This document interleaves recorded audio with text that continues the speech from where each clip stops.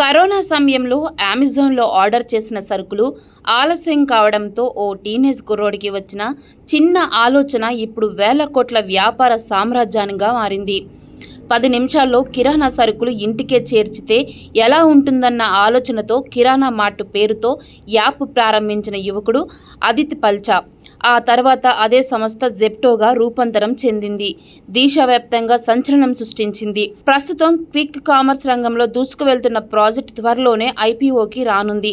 ప్రపంచంలోని అతిపెద్ద private equity funds ఇప్పుడు ఈ సంస్థలో పెట్టుబడులు పెట్టేందుకు క్యూ కడుతున్నాయి. చిన్న వయసులోనే 1,00,000 మందికి ఉపాధి కల్పిస్తూ భారీ వ్యాపార సంస్థను నిర్మిస్తూ అదిత్ పల్చా భవిష్యత్తులో ప్రాజెక్టును అమెజాన్ కంటే పెద్ద సంస్థగా తీర్చిదిద్దాలనే లక్ష్యంతో ముందుకు దూసుకువెళ్తున్నారు. కరోనా తర్వాత దేశంలో వేగంగా పెరిగిన క్విక్ డెలివరీ విప్లవానికి ప్రాజెక్ట్ ప్రతీకంగా నిలుస్తుండగా యువ పారిశ్రామికవేత్తగా అదిత్ పల్చా ఈ పేరు ఇప్పుడు ప్రపంచవ్యాప్తంగా మారుమోగుతుంది.